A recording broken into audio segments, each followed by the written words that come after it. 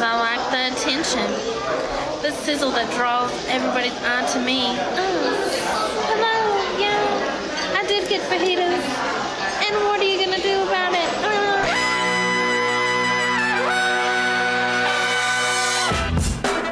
Good morning, sweet world, and welcome to the No Dunks podcast on the Athletic Network. It's Wednesday, April 16th, 2025. I'm Jay Skeets here in the Classic Factory, and alongside me, as always, Melas. Play-in tournament fans, this one's for you. Next to him, it's the bearded one, my top shot hot boy, Trae Kerby. Hey-o. Hey, yo!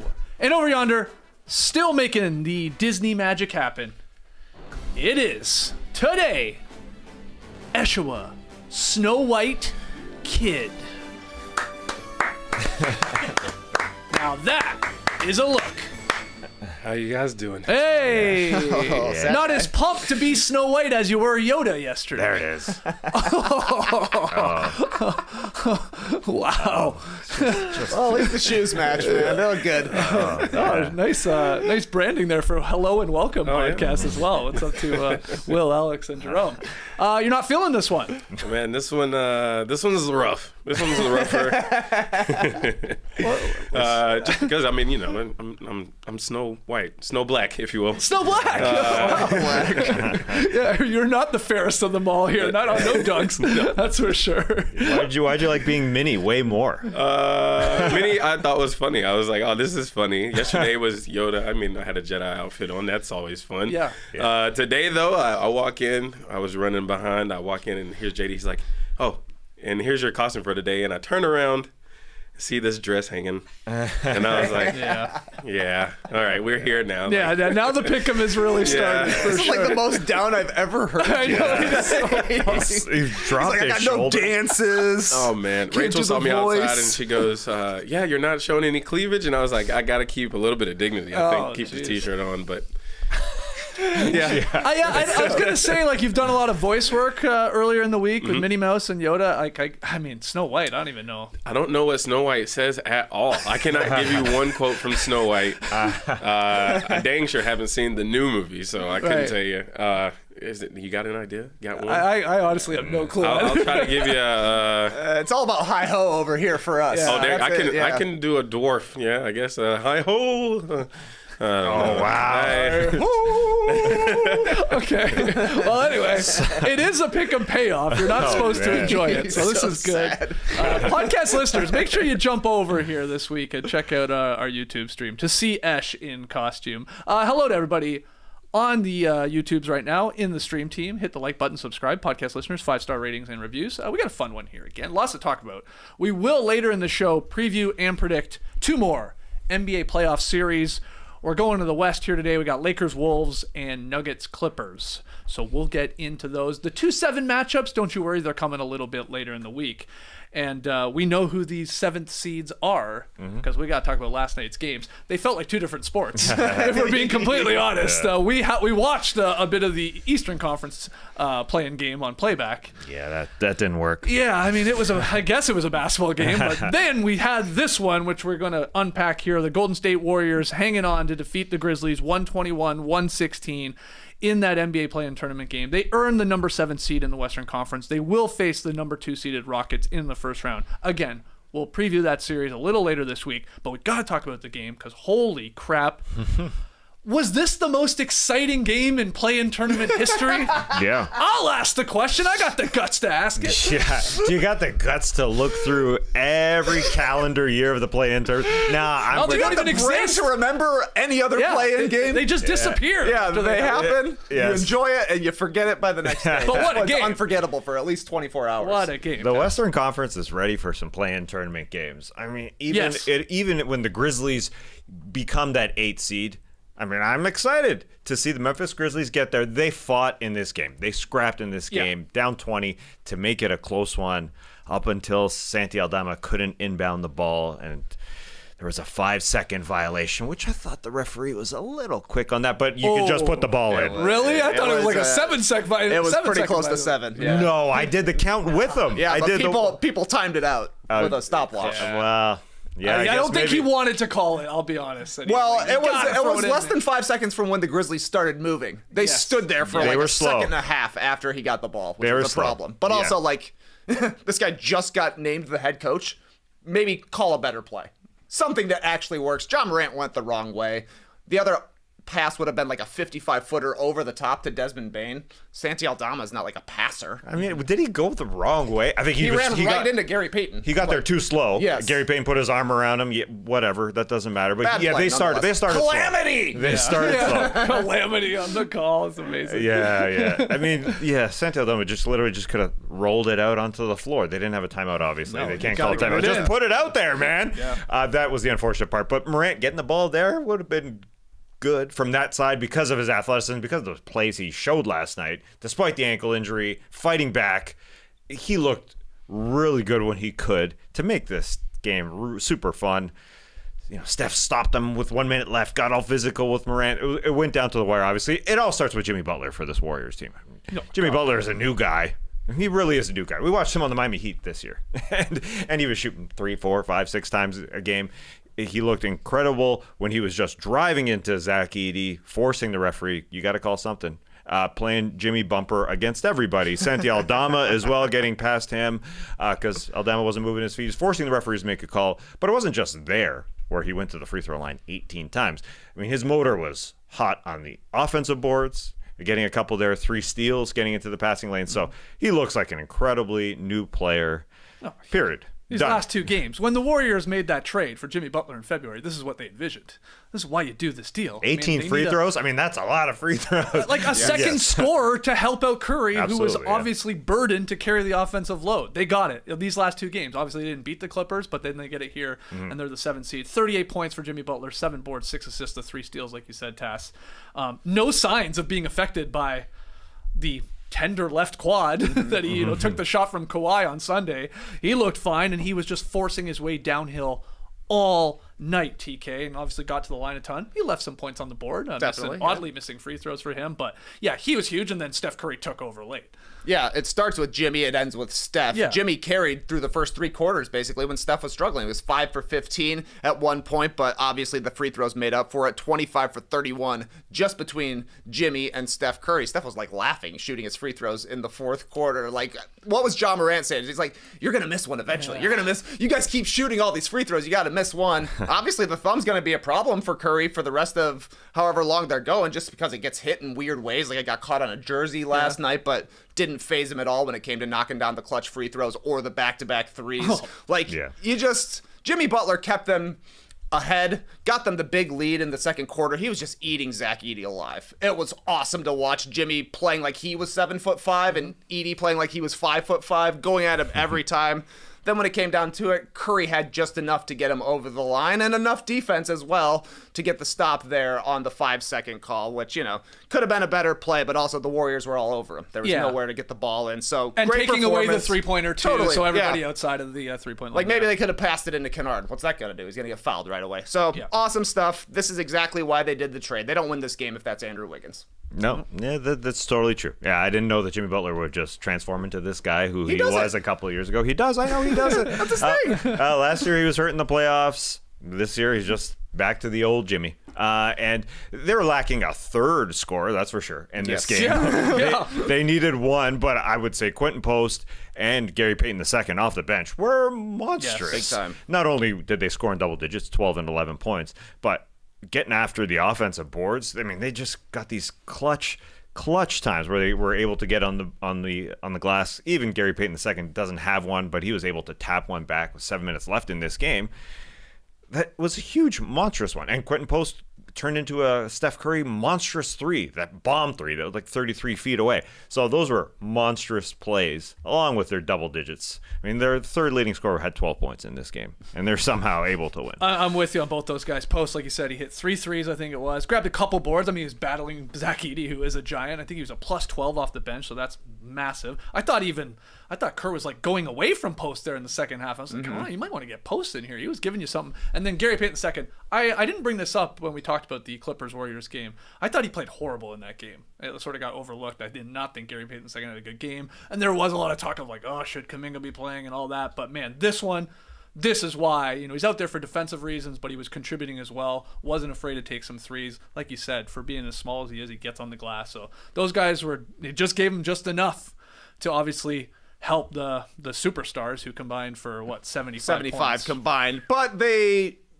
those guys need to be better. They weren't very good in the second half. Post and Gary Payton and honestly all the rest of the Warriors that weren't, basically Steph, were gun shy. 1 for 10 in the second half from 3, and they were passing up shots. Jimmy included. They need somebody who's going to take those shots. I thought Post was awesome. He should have gotten more looks, I think. Gary Payton, the second, if he hits 3, you're loving life. He shouldn't take more. Post should. And Buddy Hield, this is just how it goes, man. He's awesome the first couple of months of the season, and he is unplayable by the end of the playoffs. But maybe he'll hit some. I don't know. You see this game, the way they were handling Jaren Jackson Jr., the way they were handling Edey. You forecast forward, they're not going to be playing against the Houston Rockets, who do very similar stuff to the Memphis Grizzlies at a higher level. You can't be super inspired by the second half that the Warriors played. Right. They do still have the 2 best guys in the series, absolutely, in Wiggins. Yeah, Wiggins. Throwback. In Jimmy Butler and in Steph Curry, so they're going to have a chance. But it's going to be a tough series against the Rockets when you see the way things went down against the Grizzlies. There were trepidatious moments, I thought, for Golden State. They weren't playing great in the second half. Yeah, the size is definitely a worry going against the Houston Rockets. And you saw Draymond was able to fight Zach Edey and do enough against Zach Edey. Zach Edey, 7 offensive boards. He's just standing there. I think this offseason he just needs to learn how to use that lower body more, because don't bring the ball down either. Yeah, he got stripped. He had a weird game. He was really involved in a lot of action. He was obviously trusted by the Grizzlies. He had a good game, but then these throw doubles at him. He panics. Obviously, anytime the ball comes down. Yeah. But he's a monster. I thought they looked a lot better offensively with Aldama on the court. Yeah, a lot better.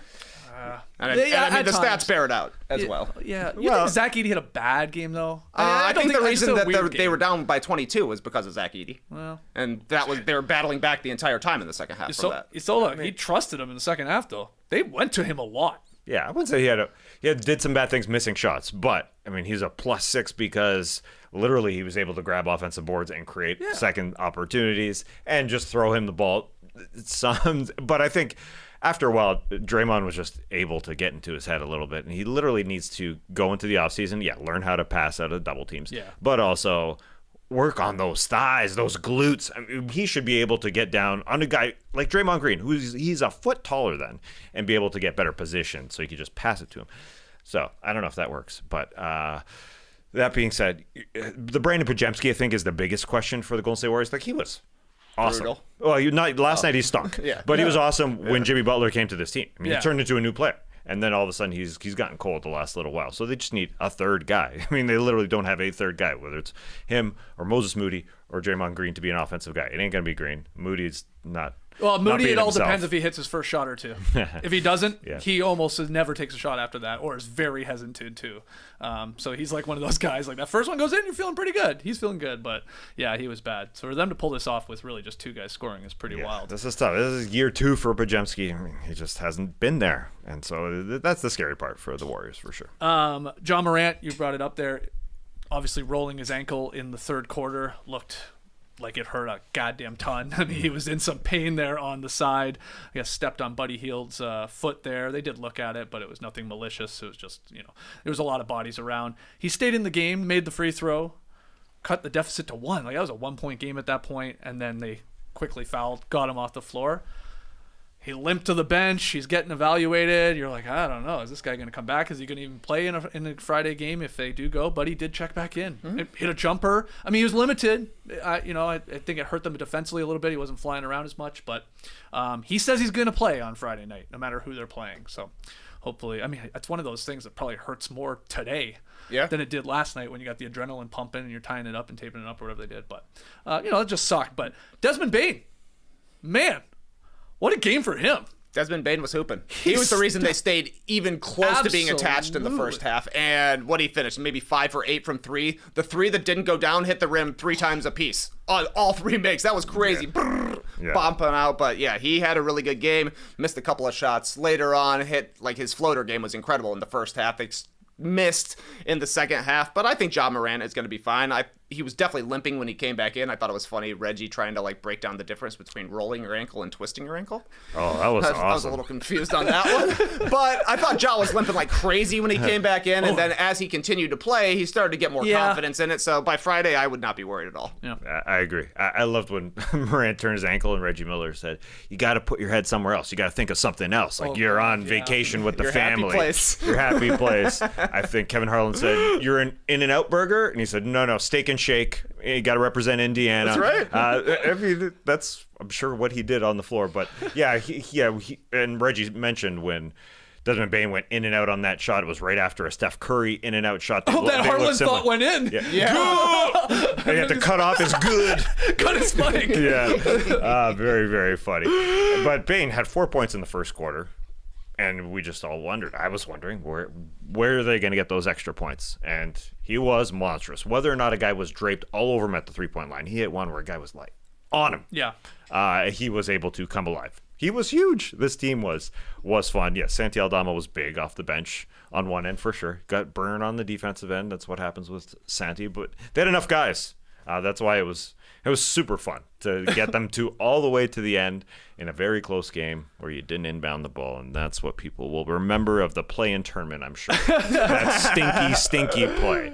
Yeah, it's unfortunate to have seen Bane have a chance to obviously try and hit it or see how the Warriors played it. Do they play the foul game? I mean, Kurz has a checkered sort of pass with how he plays that in times, whether to foul or not and stuff like that. But yeah, they didn't get it in, and it was no doubt a 5-second violation. Can't wait to see the last 2-minute report from this one, though. Officiating crew, rough night for them down the stretch here. We had, I guess, the one that they did look at, the foul call on Draymond Green, where he's fighting Zach Edey, and Draymond doing this. No, I'm doing this, and I'm getting held, and it did appear that he was. They're fighting for a rebound. Call stood. They looked at it in Sikakas, and it stood. Looney got called for a foul, I guess, against or on Zach Edey, even though Zach Edey looked to be pushing Moses Moody down. He was maybe flopping. That was another one where it's like a rebound one. That was a bit of an odd one. Podziemski with what appeared to be a pretty clean block on trying to take away that fast break nice. Opportunity of the Grizzlies. That was awesome. Yeah. That was called a foul, and then they didn't have the challenge to even look at it and overturn that one. Earlier in the quarter, Jimmy Butler got like a ghost foul at the rim too, so like not the greatest work here, I thought. So that's going to be a littered L2M, I think. Yeah, that'll make the Grizzlies feel better about things for sure. You'd love to see a last 2 minute come the next day and tell you should have won the game because of the referees and you didn't. But I think honestly both sides have a lot of complaints to have. I mean, the Grizzlies have to be thinking Draymond Green was literally, you said, fighting Zach Edey, and he was basically just punching him and fighting him and hitting him for 48 straight minutes. You can't call all of them. No. Yeah, I hope that somebody, I'm sure, has already made a little montage of the great plays in this game. That's what people should remember. Should remember John Morant not knowing what to do while he was in the air and throws it off the glass with his left hand to himself and is able to score. That was so cool. Yeah, Desmond Bane went up and under Kevon Looney's armpit and threw it off the glass with his left hand while falling down. That was awesome. Jimmy Butler had the one in the first quarter. That was pretty cool, where he's turned away from the bucket. I mean, that is even some Curry's second three to give them some breathing room, like the pump fake party that he threw at the 3-point line. Yeah. You do not see a guy pump fake. He pump fake twice on the 3-point shot. Yeah, they're You playing do not good see D. that. You see one pump fake, and then you either relocate or obviously just shoot it. But to do it again and got him. And I love that play, the one before that three. I just like Jimmy Butler starts it. It's a play you've seen the Warriors do all the time. Kicks to Draymond, who does like the little handoff to Curry. I just love that play. And you have the greatest shooter of all time. It works more times than not. So yeah, they were right. There were a lot of highlights in this game. It was for a late game here on the East Coast, man. We were like tough to. You weren't turning this one off, especially Definitely when the not. Grizzlies got back in the game, because it looked like it was like, this could be another yawner here, like that first one. But any other random notes from Warriors Grizzlies? Jonathan Kuminga didn't play again. DNP CD. 2 biggest games of the Warriors season. Couldn't get off the bench. I think that's pretty interesting. It tells you at the very least what the coaching staff thinks of him. I think they'll probably actually need him to play a little bit against the Houston Rockets just because we're talking about Curry had an awesome game. Jimmy had an awesome game. They're going to need somebody else over the course of 7 games who can put the ball on the floor and go get a bucket. Now, the thing with Kuminga is he doesn't do all of the stuff that Moses Moody does. Like Moses Moody plays defense on both ends. He'll hit an open 3-pointer if it's there. He runs the court. Kuminga just wants to get into his bag and get some ISO buckets, which is good sometimes, but it completely takes the Warriors out of their flow. They're going to need that because they got nothing from Buddy Hield last night. They got nothing from Pajemski. So there, I think, is still an opportunity. It's just interesting to see, can they get him back on board now that he's been benched for their 2 biggest games? Like, actually, now we need you. When we said we didn't need you, we did. So I don't know. Yeah, I thought that it's was something to watch, like For whether or sure. not he plays in game 1. Now, he did play, I think he played in all 4 games against the Rockets, and he had some good games He's a against good them. athlete. He had a 33-point game, a couple other 20-point games. He had one stinker, but like he got opportunity, and maybe he's a better matchup against the Rockets, like TK said. But it's, I don't love his body language every time they show him. Maybe that's just his MO. For sure. He's not happy not playing. No. Right? And So- that was, reportedly the problem with Steve Kerr going back to last year. Yeah. I do want to see Brandon Pajemski's stats against the Rockets just to see if he gets comfortable, because he is such that glue guy, that guy that just keeps it going, that secondary ball handler. Again, that was awesome for the first part of Jimmy Butler's run here with the Warriors. So I'm interested to see that because he could be so much better.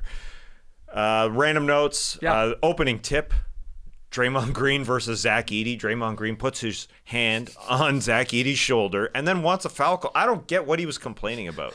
He was complaining about the guy who's a foot taller winning the tip, even though Draymond puts his hand on his shoulder right at the beginning.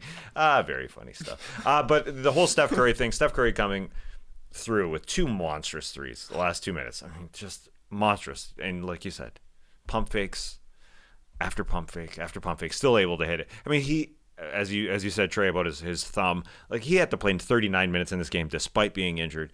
And Steve Kerr reportedly wanted to keep those minutes down. Like, this guy is old. I mean, he wanted to keep it like at 33 minutes, so he has to play a ton, and he's going to have to go against a good, very pesky Houston Rockets team. So that's the interesting thing. Steve Kerr's a wild guy. He played Steph Curry 33 minutes in the game against the Clippers. Yeah. If he plays 38, they win the game, Probably. and they're not in this one. Yeah. Just play him longer, man. The guy can handle it. He realized that last night. Yeah. He's like, are you even if doing? we win as the 8th seed, I don't want to play the Thunder. Yeah. I prefer our chances against a young Rockets team here, and maybe we can take care of business. But we'll get into that. This was a fun note. Probably saw it making its way around social media. A man eating a plate of spaghetti behind the Grizzlies bench. And people were saying, you don't see this every day at an NBA game, at a sporting event for that matter. Just straight up, I think it's spaghetti. That looks like spaghetti. yeah. Maybe it's bucatini. Yeah. Would you take down a plate at a NBA game, TK? Not On a plate. That's the crazy part. You're thinking it should be a bowl? Oh God, yeah. Yeah, I mean, it's got a little bit of a lip there for sure, but A this to little. me is like eat it in the lounge food. Yeah. I ain't bringing that before to my seat. You're walking out with that. Yeah. I was trying to think. I was going Cheeve mode on this one. You know? Cheeve Is that a horizontal food or a vertical food? That's horizontal, Because I mean, it man. splashes out wide, but it goes very tall as well. It's a horizontal. That's I the think. definition of horizontal. How does it go vertical? The noodle pole. It looked like he got somebody to cut it for him though. Yeah, it was sliced wasn't up. very. No, it wasn't twirling. No, there was no twirling happening. That's risky. I wonder if it has a lid while you walk down. I mean, just walking around with that thing. That's a Lee Ellis move. Lee Ellis used to do that. Right? At State Farm Arena, he'd order the penne or whatever. Yeah. You Just never a plate of it. Just walk around with lounge. You got to lounge it. You can't just walk around the arena You gotta with lounge it. loose pasta.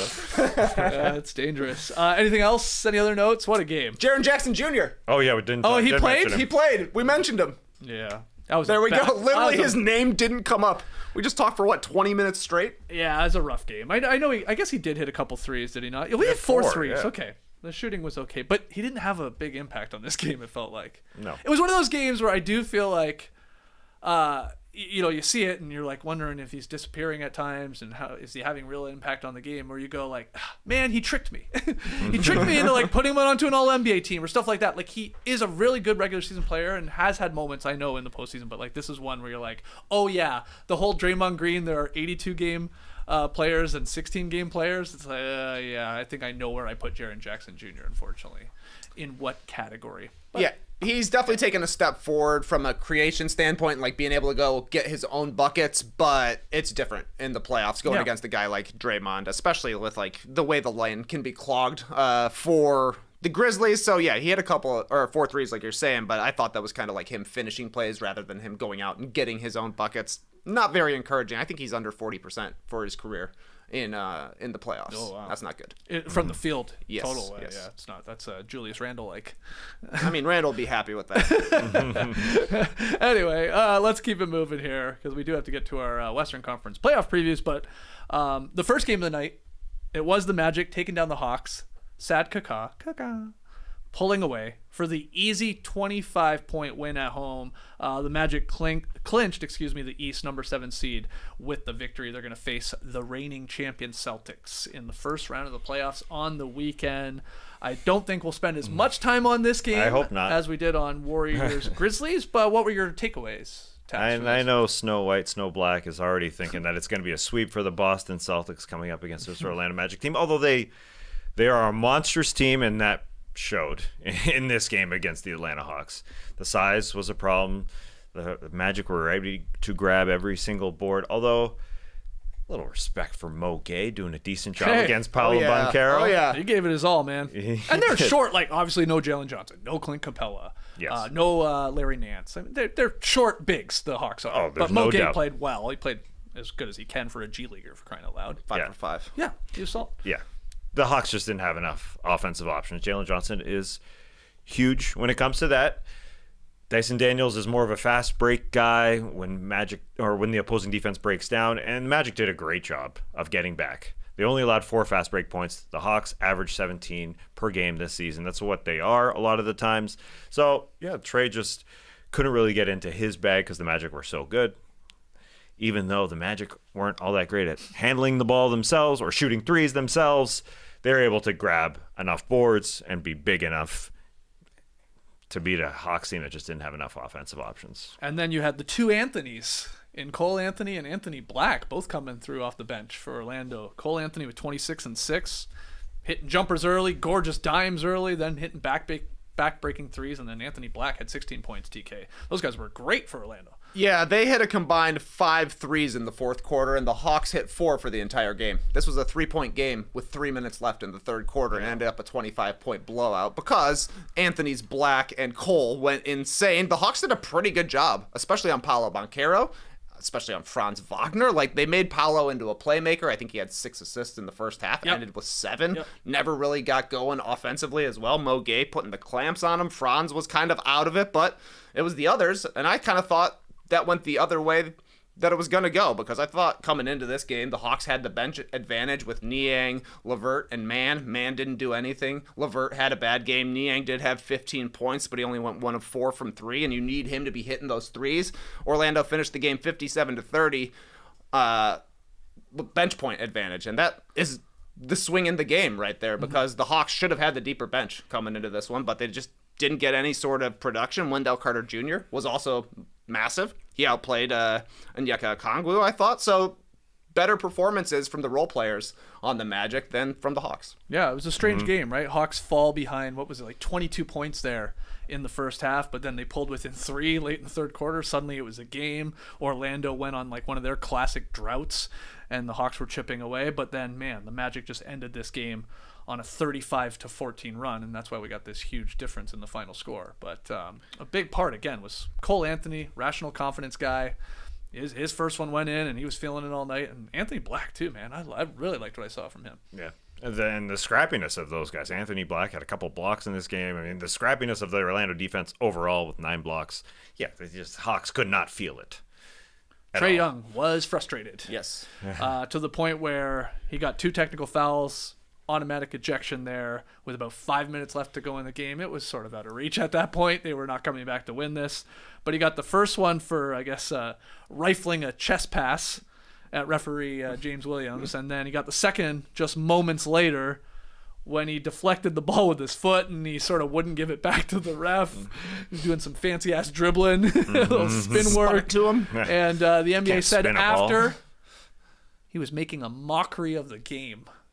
That's what they said. 100% Actual agree. Quote. 100% agree. He should be suspended for whoever they play in their next game. Yes, says the Bulls whoever. fan, hoping that they get there to take him on Friday night. But I guess he'll just get a fine for this one. I do not think he'll be suspended. Probably just a fine, but like some hash browns from Waffle House, he was smothered and covered in the fourth quarter.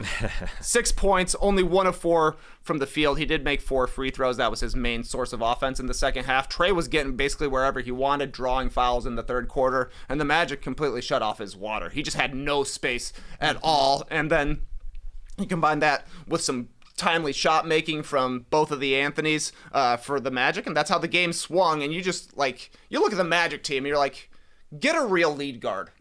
When you get a performance like this from Cole Anthony, it's not going to happen every time, but they look good. Yep. They scored 120 points, and the defense was obviously awesome, holding the Hawks to 21 3-point attempts, only 7 total attempts from 3 in the second half. The defense is going to show up. When they've got somebody on the perimeter who can do anything, put any sort of fear into the defense, they look like a real offense. Yeah, and they looked way better when Jalen Suggs was running that thing for a good chunk of this season. Now, whether Jalen Suggs can do it in the playoffs. He's a good defender. Right. He can make open threes, but they need somebody who can actually some get offensive places. firepower. Yeah. They need Kobe White. Yeah. They should have traded for Kobe White. He would be perfect. He's like Cole Anthony, but usually good rather than sometimes good. I think if Jalen Suggs was playing against the Boston Celtics, we'd think that they could win 2 games. But now they can't.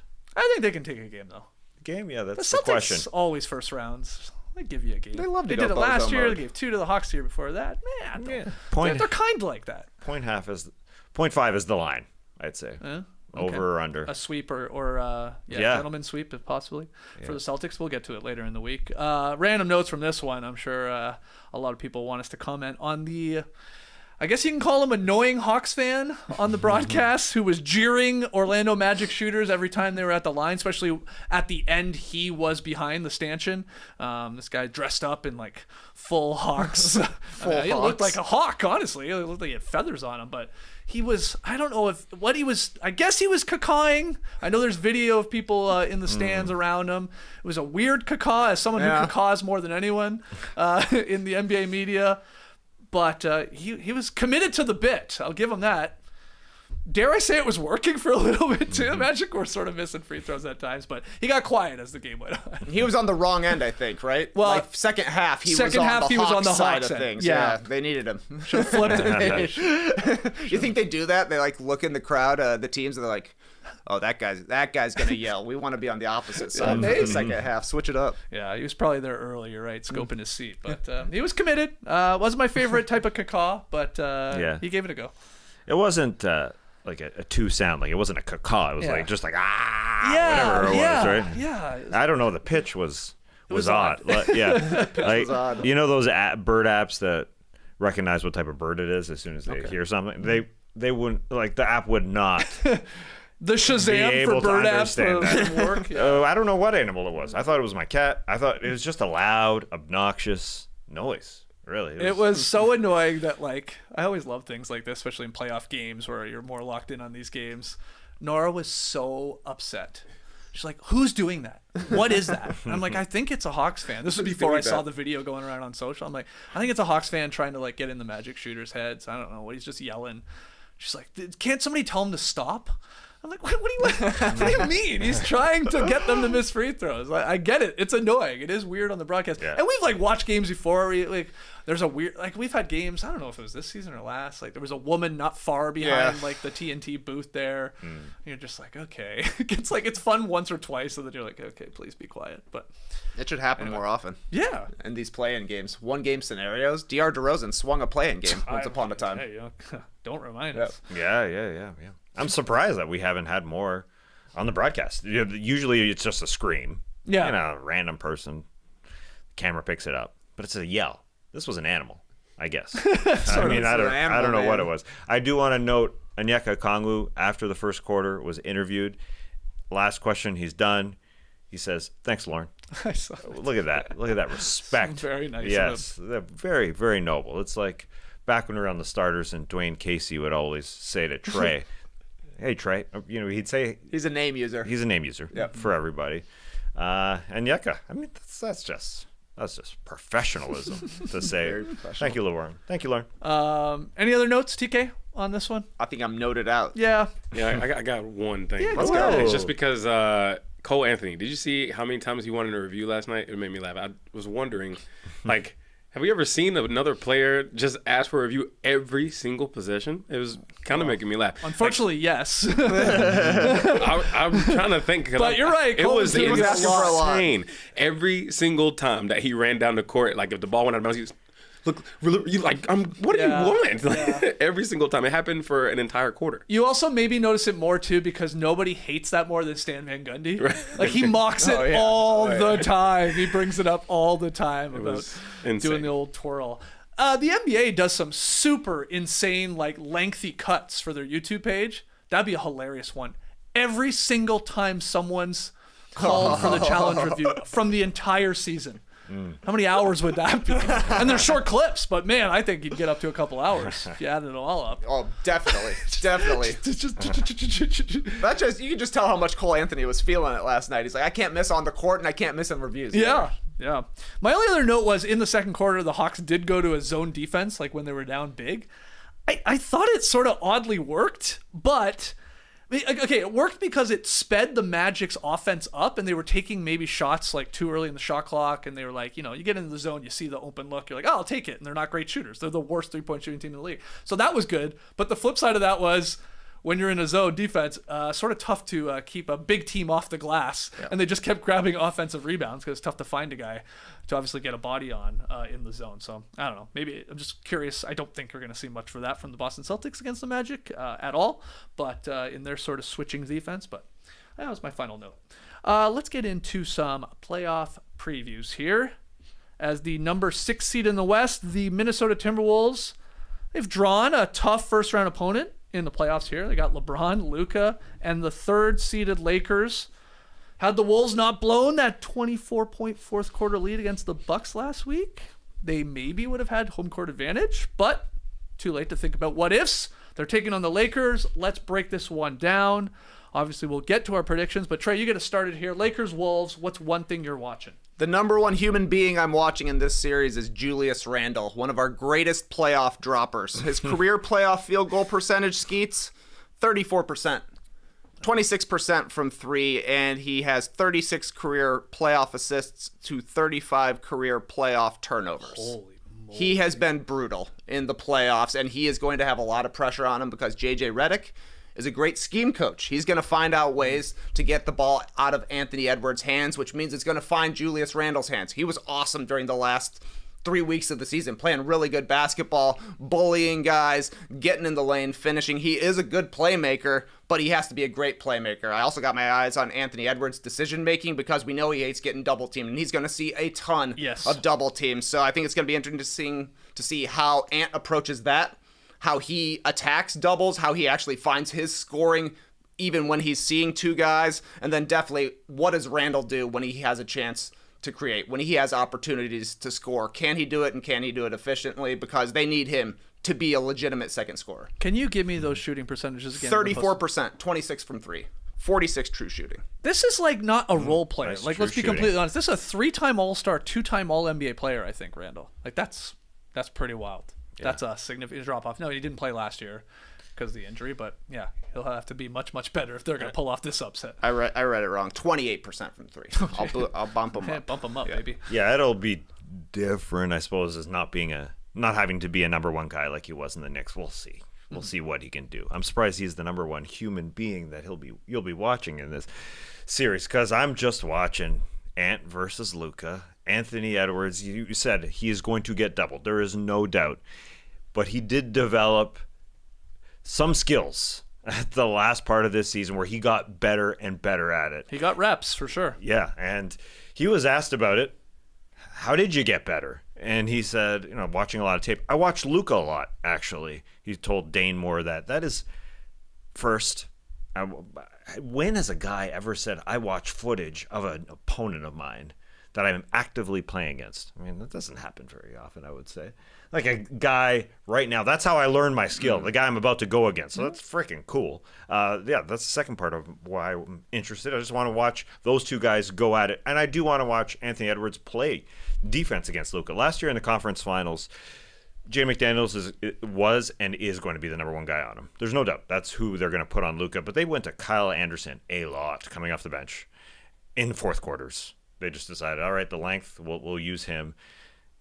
He's gone. That ain't going to happen. I think you're going to see a lot of Anthony Edwards play defense, and I think that will be way better in the first round versus round number 3 because Anthony Edwards just looked gassed against the Dallas Mavericks in the conference finals. So those two guys, you might even see some Jalen Clark. What? I think there might be a few minutes for that young guy off the bench too because that is going to be a whole lot of problems Luka is going to be causing, just period. Because it's Luka. Yeah, I mean, you're trying to take down a pair of all-time greats here in LeBron and Luka. But I think the Wolves do have the talent to sort of pull off an upset, but you're going to need contributions from everybody here to do it 4 times out of 7. I love the Ant point about Redick, is going to like blitz him and pick and roll, send aggressive double teams. And yes, he's had some reps. I've talked about it on the show. There are times where I'm like, he's like a beat too slow at times. His like processing on where to pass it or when to attack. Sometimes it's just like, oh, I wish you made it just a half a second faster. So maybe he will, because he's got to be decisive as that scorer or obviously as a playmaker there when he falls into those Lakers traps. And then it's on those other guys when he makes the right pass, because he will, for those two guys to beat them 4-on-3 on the back end, because they're just going to take the ball out of his hands. And will he get frustrated by it? Will he go and get the ball back and all that stuff? Can't wait to see how that plays out. And yeah, how will they stop Luka Doncic? I mean, this guy last year in the conference finals, 32, 10, and 8, 2 steals, led the Mavs over the Wolves. McDaniels is a great defender, but yeah, Luka likes playing against Rudy him. Rudy got matched up on him, and we all know what happened there. And right now Luka's playing like he's obviously sort of looking like old Luka now in a Lakers uniform, which is scary for the rest of the league. Well, speaking of old Luka, it seems that's what Minnesota is doing in practice. They're using Joe Ingles as their Luka Doncic substitute. Old Luka. Literally old Luka. I would love, that's maybe a short idea. We got to go into, the old playoff tapes and be like, who was the decoy? Because I remember Ty Lue was for Allen Iverson in the Lakers-Sixers series back in 2001. Luka and Joe Ingles is a hilarious one. I wonder what the other mixes are going around. I don't know, did the Pacers ever use Thad Young as a fake LeBron or something like that? I don't know what it is. Although, also, by the way, LeBron James will be playing in this series. This has got to be the latest he's ever been mentioned in a playoff preview. Right. LeBron is in this series. That's going to be a super interesting thing to watch. LeBron and Luka figuring things out. Major clutch advantage, I would say, for the Lakers in this series, because how do you guard either one of those guys? You can't double them, you can't blitz them, and you can't play them one-on-one. So good luck to the Timberwolves figuring that out defensively. Meanwhile, they've had their own clutch struggles throughout the year. They've been very poor in fourth quarters. They go through big-time droughts, and it just feels like, Ant, can you bail us out? Sometimes he has been able to. Sometimes he settles for threes. We'll see what it's like in the last 5 minutes of these games, because that definitely feels like an area where the Lakers should be ahead of the Timberwolves. It's interesting with that because Timberwolves going to last year's postseason, they also stunk in clutch time situations. They were 22nd last year. This year they're 20th. So it's very, very similar. Can they just learn how to do it like they did last year? They relied on Cat last year. He was Cat. He came through, and they were able to get Anthony Edwards to that point of fourth quarters because Cat was relied on. So when Anthony Edwards gets doubled, are the Jaden McDaniels, are the Dante DiVincenzo's, are the Naz Reeds, are the Rudy Gobert, those guys, are they going to come through? There's a lot of questions with the Wolves. Those guys, Julius Randle, will Rudy be alive?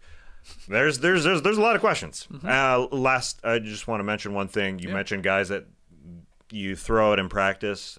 They're your guy that you're about to play in the tournament. Yeah. Jordan Lloyd was the Toronto Raptors version of Stephen Curry, right? Oh, jeez. Hell of a pull, man. That was the guy, right? When they played the box and one in the 2019 finals. Like Van Vliet all over him, and then, that was the guy in practice, I'm pretty sure. Wow. Jordan, that's a good one. You got to mention his name now because I don't know if we'll ever mention it pull, again. man. I'm pretty sure it was that good. All right, back to Lakers Wolves here in present day. Nailed Okay, it. confirmed. That's awesome. X Factors. TK, you got us started here. And I know we always like mesh these two things together, things to watch in X Factors, but Julius Randle, I think, is a big one for the Wolves. Yeah. He's got to Andrew exercise. Schlecht would tell me he's a factor. In an X factor. He's too good to be a factor. Right. Okay, well, who are you going with then? I mean, small versus big is the big question in this series. Like, can Gobert stay on the court? They're going to play him as much as they possibly can. Can he make the Lakers pay on the offensive glass, basically, will be the question. Or are they just going to try Randall and Reed for most of this game if it just ends up being a hunt fest? Or does he hold up well enough that he can stay out there? That is the big question. Overarching series. But for me, the X factor is definitely Jaden McDaniels. He's got to guard Luka on one end. Has had some success and also got bullied completely last year in the Mavericks series. He's also got to make threes and score against closeouts because he's going to be the guy, I think, that the ball finds a lot when it's taken out of Anthony Edwards' hands and they're trying to make a play with Randall. It could easily go to McDaniels in the corner for threes. So I think he's got to have an efficient series and he's got to make it tough on Luka on the defensive end. Absolutely. You mentioned Rudy Gobert. He's my X factor. I know it's weird to call Rudy Gobert an X factor, but that is where they can have an advantage against Los Angeles Lakers. The size. If he is able to roll over Jackson Hayes and be able to just dunk multiple times, I mean, that he has to be able to score in the double digits. He said it after game 82 for the Wolves. He said on his roll, he said, I think it's going to be huge. We know a lot of teams will put 2 on Ant. They're going to switch, and I know I got to dominate. He's talking like it, so we'll see him against Jackson Hayes, especially because the Lakers, they want to play all those perimeter guys. They want to get Dorian Finney-Smith and Jared Vanderbilt out there scrambling, and they push up a little bit away from the rim. So Rudy Gobert has got to make this defense spread as much as possible. I know it's asking a lot of Rudy, but he just has to be dominant. He really does. My big X factor, I'm sort of cheating a bit, but the Wolves bench. Like, their 3 main guys off the bench. They can swing this series, but they have to be awesome. Naz Reid, he has struggled recently. March and April, he has not shot the ball that well, but he can be a series-changing guy. He sort of can catch fire, and he can be a difference maker, obviously stretching the floor a little bit. Dante DiVincenzo, we saw what he could do in the playoffs for the Knicks last year. Think of the moments he had. He's coming off the pine. And then my biggest, if I had to pick one of them all, Nickeil Alexander-Walker, I think is going to get a lot of minutes in this series because I think he's going to be tasked with shutting down Austin Reeves, but he's got to contribute offensively as well. He's a great defender. I think they're going to say, slow him. Yeah, LeBron's a nightmare, Luka's a nightmare, but we can't have the third guy. We can't have another guy going 20 for 25 points. You got to shut that off and make life difficult for him. And he's talented enough that he can do it. So for me, Nickeil Alexander-Walker, my super X factor, I guess, for the Wolves to pull off this upset. Let's get into predictions, though. Trae, we'll keep starting with you here. Where are you leaning, and any final thoughts on this series? Interesting. Reeves is a huge question mark to me. He seems like he should have a pretty favorable matchup just because they're going to run out of defenders. Maybe Conley gets some minutes. Maybe DDV gets some minutes on him, but I'm with you. Nah is probably the guy. And Reeves has been on a roll recently. And as the third option, he plays as the second option alongside Luka or LeBron, depending on who's sitting on the bench as well. He could have a big series. I feel like I like the Timberwolves top 8 more, but I know I like the Lakers top 2 more. LeBron doesn't lose a lot of first-round series. Luka doesn't lose a lot of first-round series. Yeah. So I think I'm going to go Lakers in 7. Lakers in 7. Okay, hell of a series. It feels like the Lakers are going to be a majority pick here, right? Like the general consensus is that a lot of people Lakers, are going to back them. And yeah, you got LeBron and Luka. It's a great point. Do you have the stomach? You basically get into it. Do you have the stomach to bet against LeBron, who looks pretty damn springy recently, and bet against Luka, who cooked Minnesota last season? And completely different teams and all that, but he did. So do you have the stomach? Do you have the stomach? Do you have the guts? I do. It is. Yeah.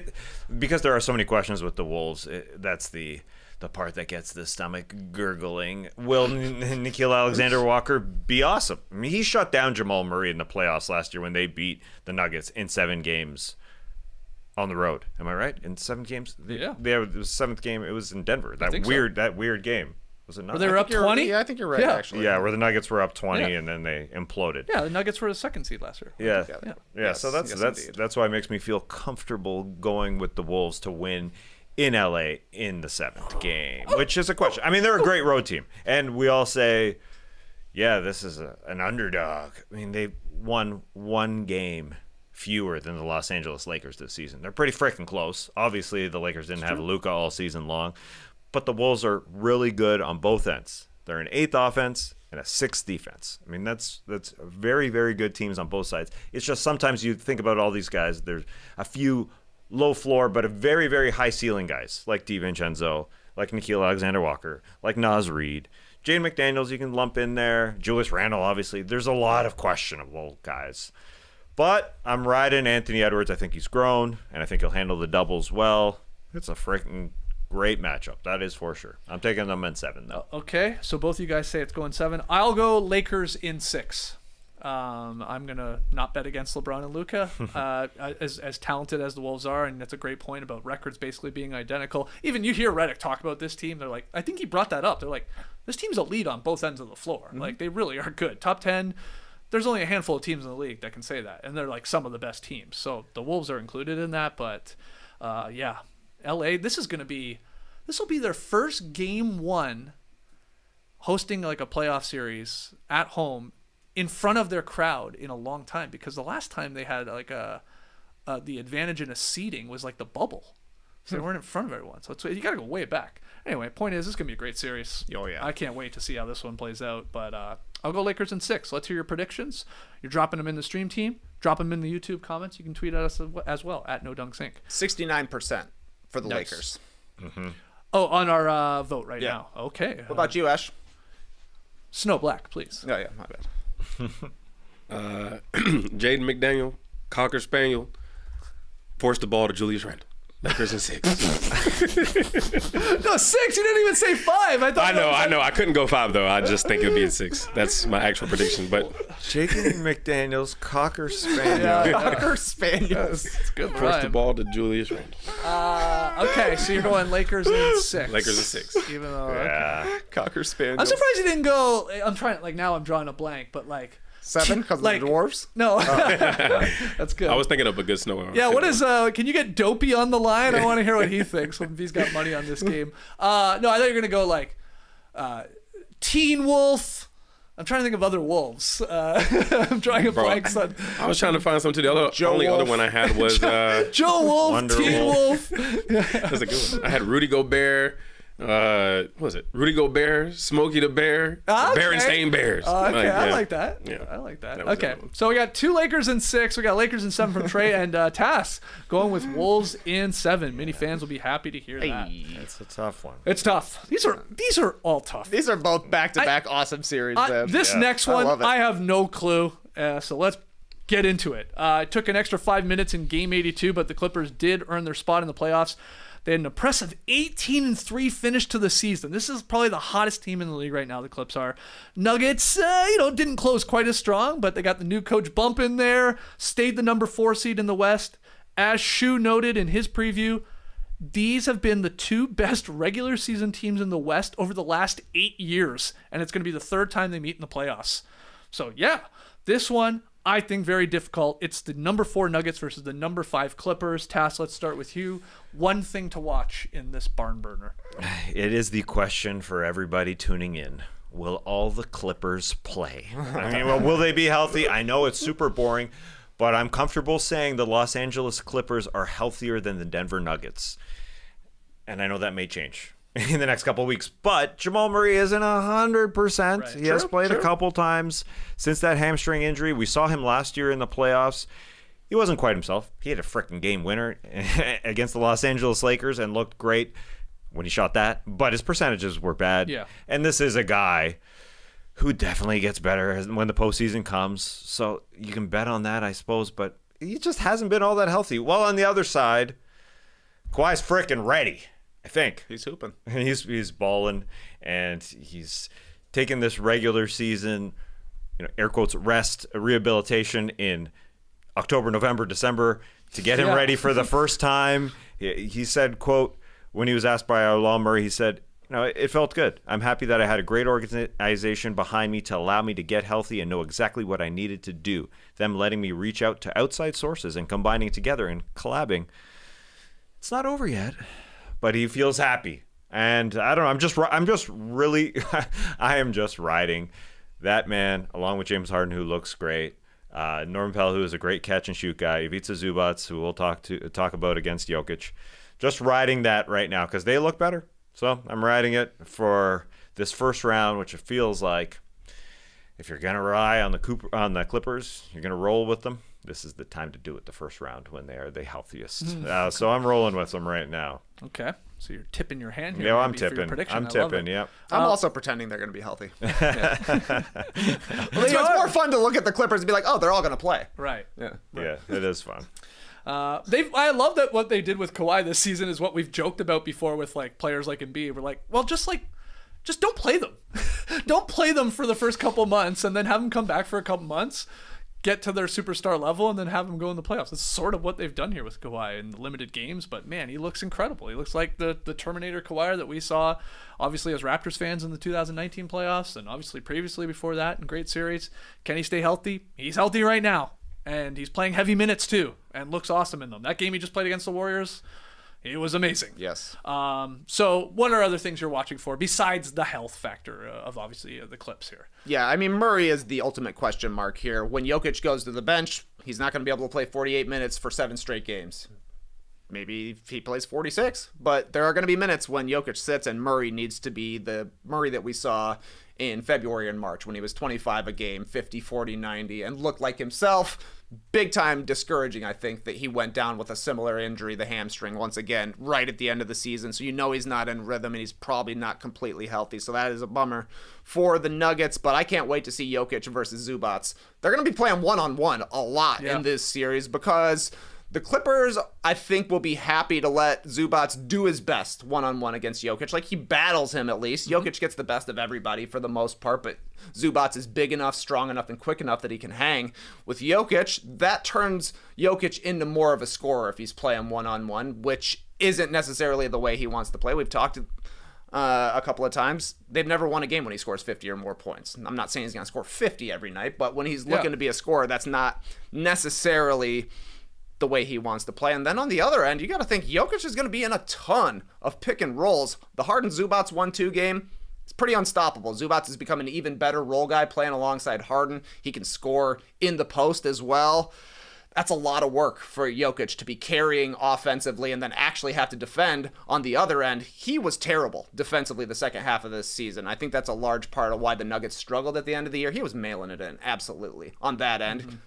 Is he going to be fine in the playoffs? He can be. He can elevate his game on that end of the floor and contribute, but he was not good the second half of the season for the Nuggets. Maybe he's just saving it for the playoffs, but I can't wait to watch those two meaty men smacking meats. Oh, God, there it is. Oh, yeah. And like Zubac, too, does a really good job of like not fouling. Yeah, he's good. He's an intelligent player. Like That's important he wisely in this will series, give though. up. Yeah, exactly. If he picks up 2 or 3 quick fouls, here comes Ben. who the hell is the backup center? Here comes Ben. It's like, do they have Eubanks? Yeah, Eubanks and Ben Simmons. That ain't gonna work. So No. yeah, he's got to stay out there. He has to make those calculations where.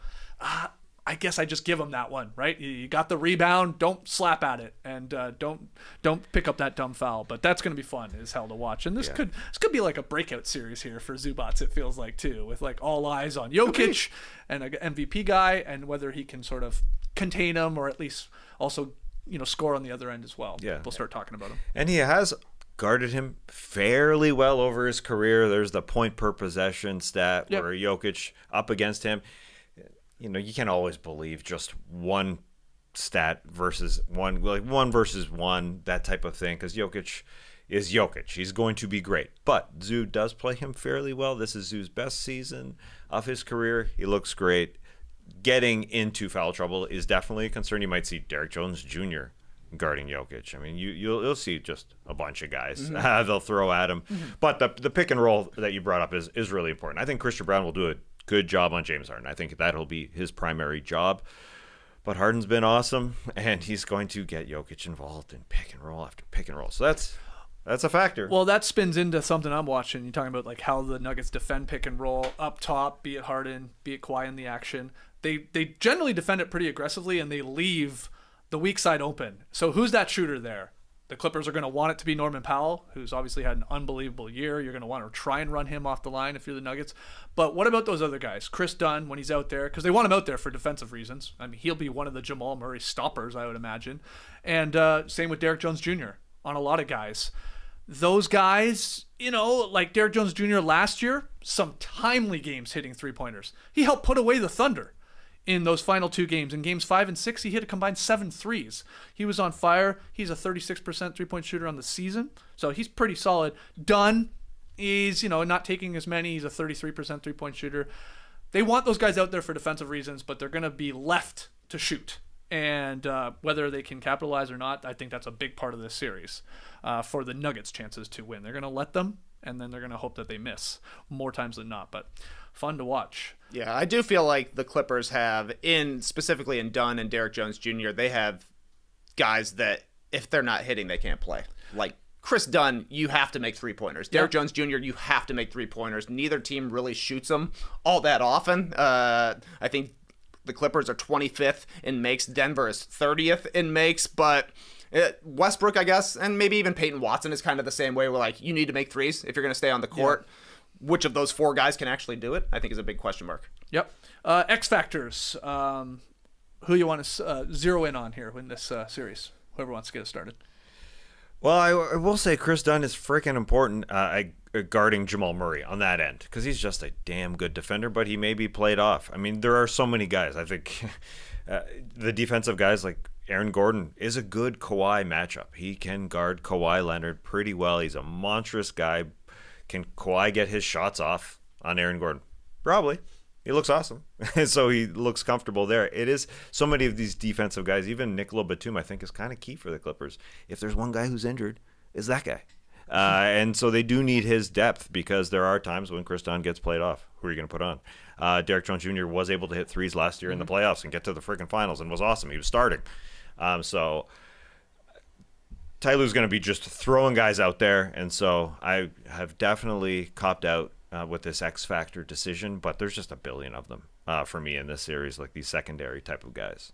What about you, TK? Michael Porter Jr. for me. Denver's 22-8 when he scores 20 or more points, 16-3 when he makes 4 or more three-pointers. Like I said, Denver's 30th in three-point makes. He's their shooter. Outside of Murray, he's the guy that really gets him up.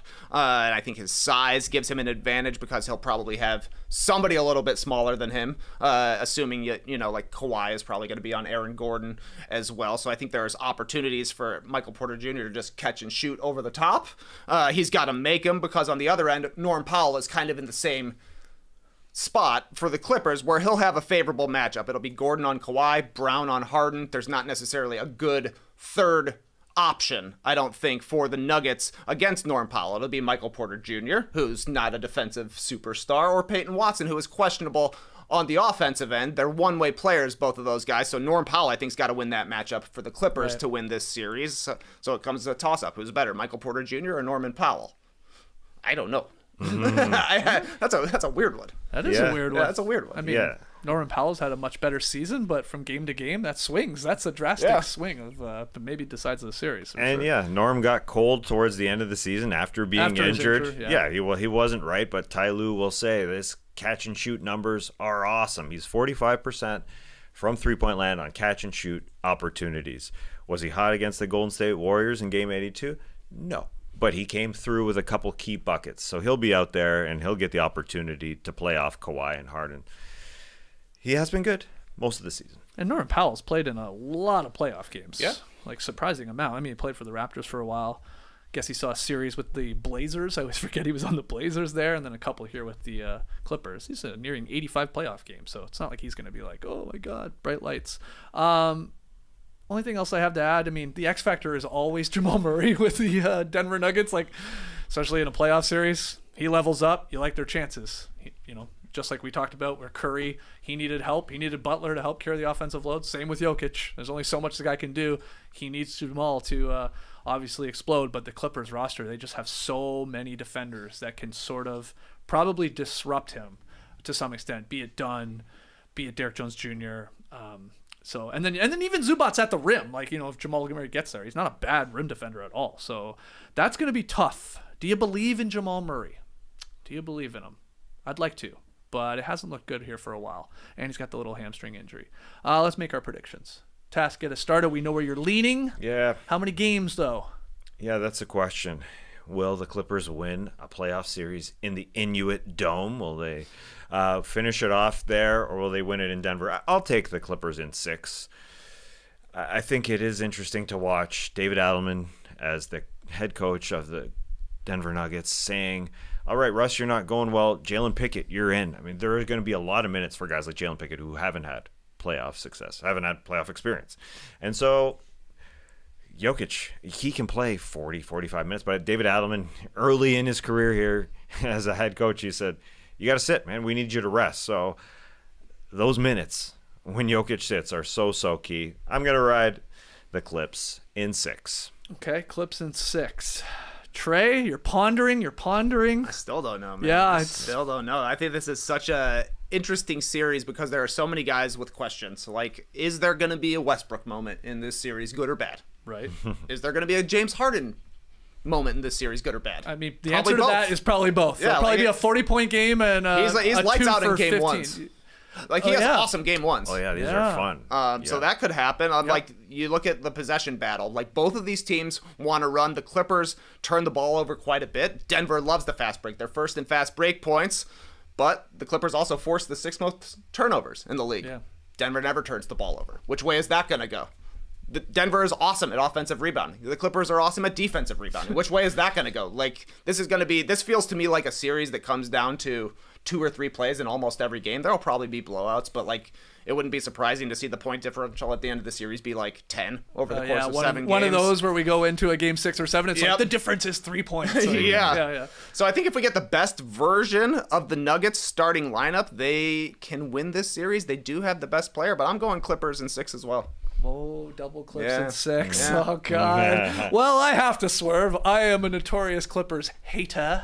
So just to make things interesting, even though I don't have a lot of confidence in it, I'll take Nuggets. It's going to be long if they win this thing. The Nuggets are not steamrolling the Clippers here in this series. If they pull it off, I think it takes 7. But, you got Jokic. You got the best player in the series. Like, Zubac's as great as years he's had, as great as defender as he is, maybe on Jokic. I love that you can play him one-on-one. Jokic wants you to send help. He wants you to send bodies so he can just pick you apart. They probably don't have to do that if he stays out of foul trouble for a majority of the game. Still, he's going to have some monster performances. He'll have to, and he knows it. That's the other thing. He knows this. But I also believe in Jamal Murray. He's still got a little left in the tank here, at least playoff Jamal. If we've got playoff Jimmy, we do have playoff Jamal at times. Hopefully he has a couple good games. So I'll go Nuggets in 7. And, you talked already about Aaron Gordon. He's looked good here over the last little bit. This is the best he's had a weird year, a lot of injuries as well. We saw how important he was to their championship. He's like a very, very, very poor man's Kawhi, but defensive, strong guy and can hit shots. He's not on a Kawhi level, but he's important. So I'll go Nugs in 7. These guys Clips in 6. Let's hear from you in the stream team and in the comments below. Closest vote we've had. Really? 51% for I guess the Nuggets. Clippers. Ooh, Wow. 51 Clippers, 48 Nuggets. Okay. This one is a flip of the coin. Snow White / Black / Esh. Where are you leaning? You guys kind of all said it, but you don't know what's going to happen with James Harden. He's not very good in the playoffs sometimes. Sometimes he is. He's up or down. He's up. Yeah, you got the best player on the other side, though, with Jokic. And a lot of times you can't pick against the best player. But I think I got to go Clips in 7. That's what I'm feeling. Clips in 7. Seven. Wow, Wow. on I think the it's gonna go road 7. in Denver. Wow, that would be another Game 7 loss for Denver at home. Oh, geez, there you go. You're right in the story here. All right, can't wait, man. This weekend's going to be freaking awesome. In case you missed it, yesterday we did a couple of the Eastern Conference playoff previews. We did the Knicks and Pistons, so go check that out. We've also pulled that out as its own clip if you just want to watch that 15-minute long video on YouTube. And of course we did the Pacers Bucks too. That one we were split on a little bit between the 3 or 4 of us. So that's good stuff. You always like to hear that. So go check those out. We will have your 2-7 playoff previews. What do we decide? Tomorrow, I think, is when we're going to get to those. Gotta be. We now know them. We know it's the Celtics versus the Magic, and we know it's the Rockets versus the Warriors. So we'll start breaking down those on tomorrow's show. And obviously talking about tonight's games, the 9-10 matchups. Always one of the weirder games in the league, but lose and you are done. And we've got both Trae's Chicago Bulls versus the Miami Heat. And then we've got the Dallas Mavericks in Sacramento to take on the Kings. Any quick prediction? I guess we've already done this. You got the Bulls Kings? Is that what you want? Oh yeah. Bulls Kings? I'm riding with the Heat. Okay. This is going to be the first 10 seed to ever make the playoffs. You think the Heat are going to beat the Bulls tonight and then beat the Hawks on Magic. Friday night? Wow. Yeah. Bulls have won 2 straight 9-10 games. They're a juggernaut. They're a dynasty. Playing dynasty. I mean, you know they love a three-peat. Hey, look, I'm on Team Bulls. I said this is going to be the closest game of the entire bunch, which is going to be tough to do now after a pretty close game last night. But hey, it still was like what did it end up? Like a 5-point difference? Is that right? I think it was something like that. maybe 121, they made free 116, throws is that at what I the said? end there. Yeah, anyway. Bulls That's right. in a very close game, and I'll take the Kings as well. Like the beat, baby. Did you know Kobe White scored 42 points in a play-in game last year? Nobody knows. That happened last Nobody remembers year. anything, man. Zach LaVine had 39 the year before. Do you remember that? He could have a good was game against tonight. Isn't Steph Curry? That was against the doesn't Raptors. Steph Curry average Oh, like yeah. 38 in playing games? He's played in something 4 like of that, them. yeah. Jason Tatum had a 50-point game. No. In a play-in. I don't remember that. I think it was yeah, he It did. had to be early. 'Cause they've been too good to be in playing games. When was he in a playing game? I think I saw it Why were yesterday. they bad? Wow. I don't remember that. Gonna look that up right after this show. Thanks for joining us. Hit the like button, subscribe, podcast listeners, 5-star ratings and reviews. Until tomorrow, Clipper Bros. You heard it here first. Have a great time. Turn up. Love you guys. Awesome. Thanks for joining us, and remember, this is the first playoff series for the Clippers in the Intuit Dome. I'm just pronouncing it that way because I do say Inuit Dome sometimes. You know. love this Intuit Dome. Yeah. He's into it. He's so into it. He's so into it. Send some videos. Send some fan videos from in the arena if you can. I've loved the videos. Okay. They're so We gotta good. get you there, man. The- Nobody the loves this camera- place more than you. Cameras in the bathrooms? That's weird. What? People filming things Oh, in the bathrooms. oh. Not actual. thought you- Well, you Ballmer's watching me take a dump. you film them just because they're so boring, because they want you back in the seats. So they're just saying, these are boring. See? That's all. I heard. That's all I have to when say. you're Wall. I heard when you're in a stall at the Clippers Intuit Dome, Ballmer's hand will reach underneath and grab your leg. Like this. It's scary. Press today, people.